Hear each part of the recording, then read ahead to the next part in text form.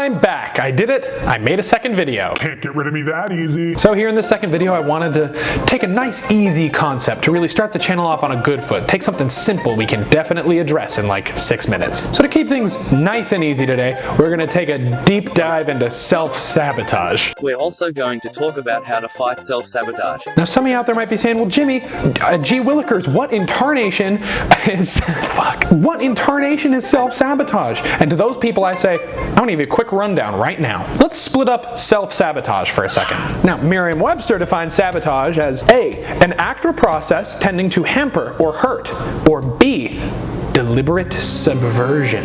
As for self, I am not going to be reading the dictionary definition of self because that is going to open its own existential can of worms and we simply do not have the time to unpack that in this video. But so we combine these two things, self and sabotage, and it means you sabotage your self, that's right! I'm gonna dive into some actual examples of things that I do to self-sabotage. Yes, Mom, I do think it's a good idea to make a video about my personal flaws and I am gonna put it on the internet. Don't worry, this is gonna be lots of fun. Let's get this show on the road. Self-sabotaging behavior number 1, self-rejection. This is probably the one that I do the most. As an actor living in Los Angeles, I am constantly getting notifications about auditions. I'm getting emails on emails listing out roles that are right for me and when and where and how to audition. And yet, guess how many auditions I actually go on? You can go ahead and take a guess. Yeah, final answer? Ooh. That's correct. The answer is not enough. I am constantly talking myself out of going to auditions. Why? Because I am not famous enough, I'm not old enough, I'm not young enough, I don't dance well enough. And while one of those is definitely valid, I should still be out there trying more things despite fear of failure. Ooh, I wonder if any more of these are going to involve fear of failure. I wonder if that's going to be a thing. Self-sabotaging behavior number 2, perfectionism. It is totally natural to have things about your own art that you don't like. And hey, wouldn't you know it, that's a natural part of the artistic process, because you get better just by making the thing, whether it's perfect or not. And then you look back on the thing you just made and you say to yourself, oh, I see, that part sucks. However, a lot of artists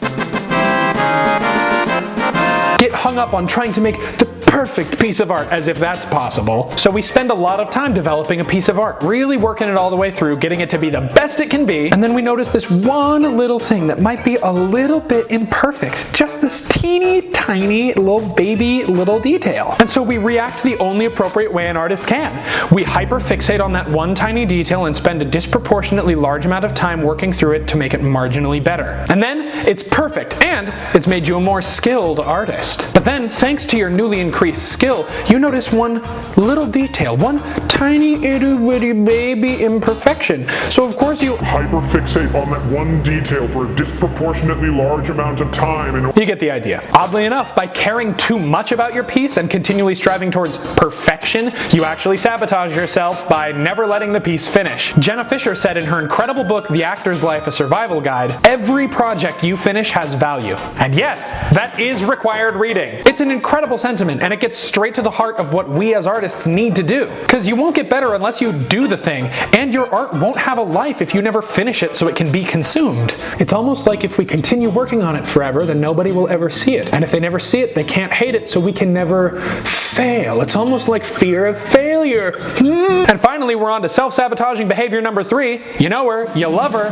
Please welcome to the stage, procrastination. This one seems to be the most common, even between artists and non-artists. How many of us have delayed that important phone call, just till tomorrow? Or read that message from that total cutie on that dating app and thought, oh, I'll respond later. Or even just said, I'll put on pants in a little bit, only to find yourself at 11:30 p.m. sitting on your couch, never having left your house. A Domino's pizza box suddenly appeared on the couch next to you.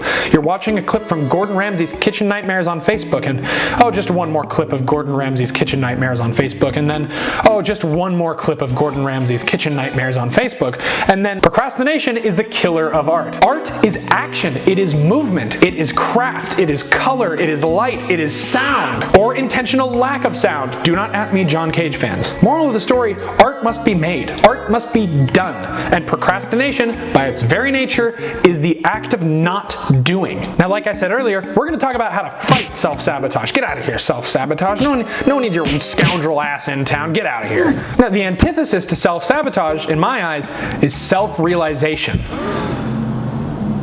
What the fuck does that mean? Let's talk about it. Let's take a look. Let's re-examine those self-sabotaging behaviors. Number 1, self-rejection. How do we get around that? How do we stop telling ourselves no because we're afraid of what the world might say? Uh-oh, watch out. Jimmy's gonna ask you to get in tune with your feelings. Try this next time you go into a room that you're nervous to be in, whether that's an audition or a meeting or even just a regular old crowded place. If you got social anxiety like me, your favorite little butterfly on YouTube. Take a deep breath, plant your feet, and say to yourself, I deserve to be here. So let's say you're walking into an audition and you're scared they're gonna hate you. Side note, the people you're auditioning for want you to do well because that's gonna make their jobs way easier. So as you're walking in, take a second to say to yourself, hey, I had the courage to show up. I deserve to be here. I am worth their time, and I'm gonna show them that nobody can do what I do as well as I do it. Do it enough times, you might start to believe it. Number 2, perfectionism. How do we stop ourselves from taking a zillion years to finish something? 2 parts, deadlines and accountability. Deadlines are great because they force you to set a point of no return, after which the thing is done, you are not allowed to touch it anymore. Absolutely don't touch the thing, no touching allowed. And accountability helps because if you have a trusted friend or confidant, you can go right up to him and say, hey, duder, I struggle with perfectionism. That way when you go to reach for a piece that you said you finished a month ago, just to tweak that one little baby detail, they can go, no, stop it, you're done. And here's something cool, you can combine those two in the digital age by simply posting art on the internet and then setting up a schedule to post art on the internet. It's almost like part of the reason I started this YouTube channel was to combat my perfectionism by forcing me to release weekly videos.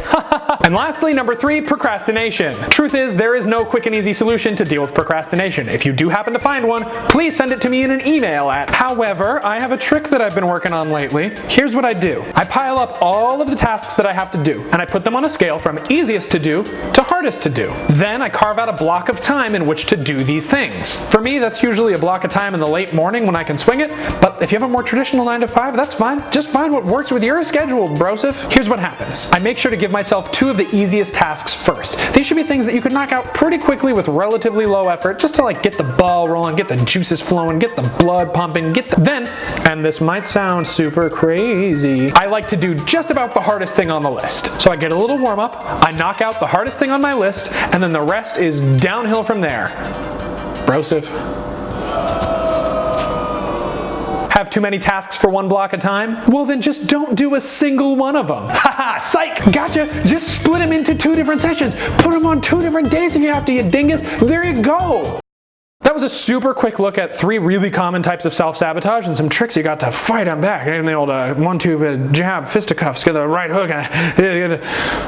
Get some help. Real talk, I genuinely believe that self-sabotage is one of an artist's greatest enemies, so if you can learn to stop fighting yourself and start fighting for yourself, that is a huge win. This was my first video looking at a specific topic, and honestly it was super fun to make. I tried to keep this one super brief since it's the first one, but I'd be really interested in going way more in depth in the future if that's something you're all interested in seeing. In the meantime, please comment down below if you have any tricks for fighting self-sabotage, or if you face a type of self-sabotage you want to see me talk about in a later video. I'm super excited to develop my voice as a YouTuber while my channel is still in the baby phases. So if you have any commentary, advice, suggestions, things that really resonated with you, let me know down below so that I can make future videos even more engaging and compelling and fun and silly and wacky and intimate and whatever you want to see. Hey, and a quick shout out to my first 21 subscribers. It is super cool that I managed to break 20 subscribers with my very first video. Thank you to everyone who came and watched this. Thank you to everyone who subscribed. Thank you for checking out my first video, and if you haven't seen it, go watch it. It's going to be linked at the end of the video. And until the next time, tell your folks I said hi.